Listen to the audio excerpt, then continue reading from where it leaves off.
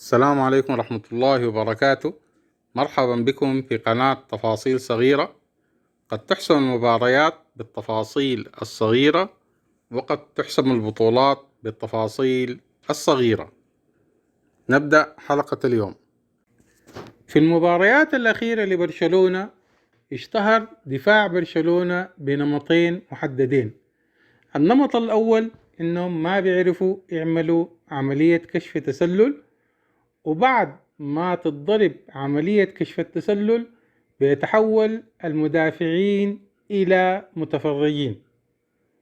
النمط الثاني إنه لما تضغط على برشلونة في وسط الملعب في مرحلة البيلد اب عندهم ويتم قطع الكرة، أيضا بيتحول مدافعي برشلونة إلى متفرجين إلى أن يتم إحراز الهدف.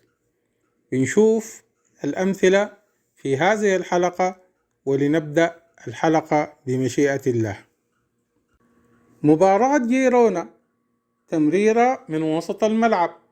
كالعادة يفشل دفاع برشلونة في كشف التسلل، 1. 2 يفشل في قطع الكرة. 3 يفشلوا في متابعة اللاعب اللي أحرز الهدف. 3 أخطاء متتالية. الهدف الرابع لجيرونا في نفس المباراة أيضا تمريرة طويلة من وسط الملعب، ويفشل دفاع برشلونة في كشف التسلل. طيب بلان بي إيه بعد ما فشلت في كشف التسلل؟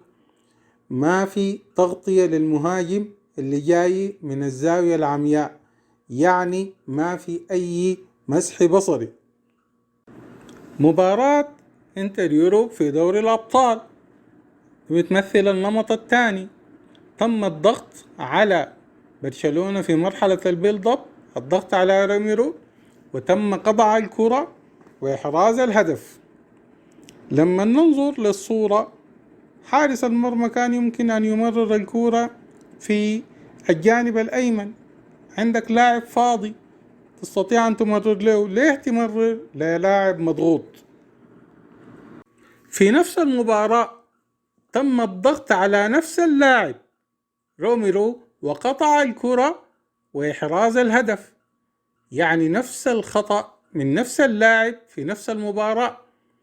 الكرة دي كان ممكن تطلع في أي اتجاه.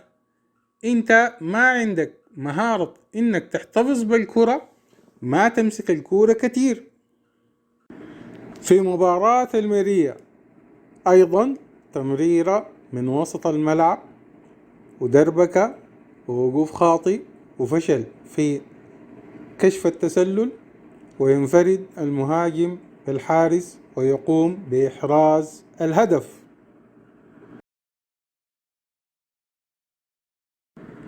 في مباراة أمريكا كلوب الودية، الهدف ده بيمثل النمطين مع بعض: الضغط على لاعبي وسط برشلونة، ثم يفشل دفاع برشلونة في كشف التسلل، ثم يفشل في مراقبة اللاعب محرز الهدف.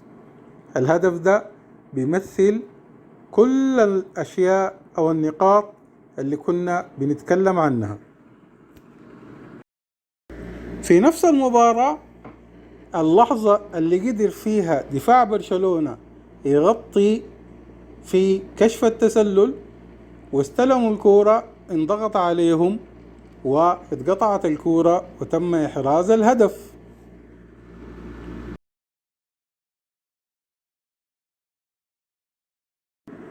مباراة لاس بالماس، تمريرة من وسط الميدان للجناح الأيمن، وبكل البساطة بيتم تمرير الكرة للمهاجم بيضع الكرة في الهدف.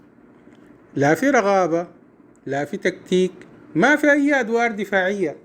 معروف أي دفاع، أقل دفاع، إنه الكرة لما تكون على الجناح حيتم عكسها، بيكون في أدوار محددة. حنلعب زون ديفنس، طيب مين اللي حيكون في القائمة الأول؟ مين اللي حيكون في وسط المرمى؟ مين اللي في القائمة الأخير؟ حنلعب مان تو مان، بنمسك اللاعب اللي جاي. ما في أي نوع من أنواع الدفاع، إنما متفرجين فقط. مباراة ريال مدريد كاس السوبر، الهدف الأول لفينيسيوس محاولة نصب مصيدة التسلل، وتفشل مصيدة التسلل لأنه مصيدة التسلل ما بتتعامل بالطريقة دي. يعني ما بعد ما الكورة تتلعب حتى انت تطلع، انت بتطلع مع نية اللاعب، بتستشعر نية اللاعب انه حيمرر، انت بتطلع. النقطة الثانية، وين الباك اب؟ انت بتطلع، ما بتطلع وبتجيف، لانه مصيدة التسلل ممكن تتضرب، فبتطلع خطوتين وبترجع بتجري عادي. دي النقطة الأولى. النقطة الثانية، معروف إنه أي فريق بيلعب بمصيدة التسلل بيكون حارس المرمى بيلعب لهم كليبرو كغشاش. فالآن نشوف في الصورة اللي أمامنا وين حارس المرمى. أنا ما بقول إنه كان ممكن يلحق الكورة ولا يطلعها ولا كده، لكن على الأقل بيكون متقدم. طالما فريقك بيلعب بمصيدة التسلل بكشف التسلل، عندك حارس المرمى بيكون بيغطي خلف اللعيبة، فانت لاعب من غير بكشف تسلل، من غير اي بلان بي ومن غير اي باك اب. في نفس المباراة الهدف الثاني لفينيسيوس، انت بتعمل مصيدة التسلل من خط منتصف الملعب، معناها انت معلم، معناها اللعيبة انت متدربين على هذه القصة. معقولة مصيدة التسلل تعملها من نص الملعب وانت اساسا كل الاهداف السابقة جات فيك والاهداف اللاحقة بنفس الطريقة؟ يعني انت ما بتجد مصيدة التسلل. طيب انضربت مصيدة التسلل، ماذا بعد ما انضربت المصيدة؟ وين التغطية؟ ما في اي تغطية، ما في اي توزيع ادوار. لذلك تم احراز الهدف بكل سهولة. مباراة اتلتيك بلباو، الهدف الاول في 36 ثانية بيمثل لنا النمط الثاني. تم تطبيق الضغط الكامل الفول بريس على لاعبي برشلونة، وكالعادة أول ما يفقدوا الكورة في وسط الملعب خلاص اللعيبة ما عندهم أدوار، ما بيعرفوا يعملوا إيه. فقدوا الكورة في وسط الملعب، اتلعبت الكورة أكتر من مرة، في ظرف 36 ثانية من بداية المباراة تم إحراز الهدف الأول لبلباو. في نفس المباراة الهدف الثالث لبلباو تقريبا نفس الهدف الأول، ضغط على لاعبي وسط برشلونة، تنقطع الكورة وخلاص يتوه لاعبي برشلونة، ما في أي أدوار. نفس النمط، خلاص لاعبي بلباو عرفوا إنه إذا ضغطت عليهم قطعت الكورة أنت بتجيب هدف.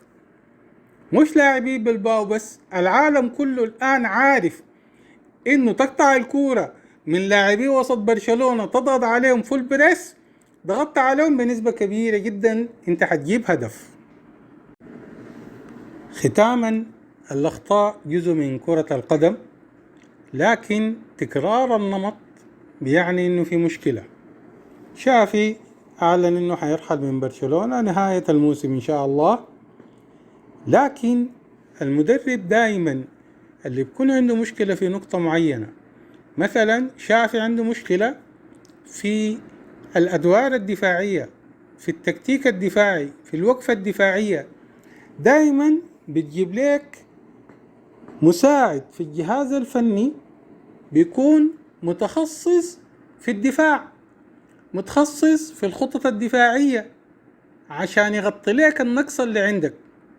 تحياتي والسلام عليكم ورحمة الله وبركاته.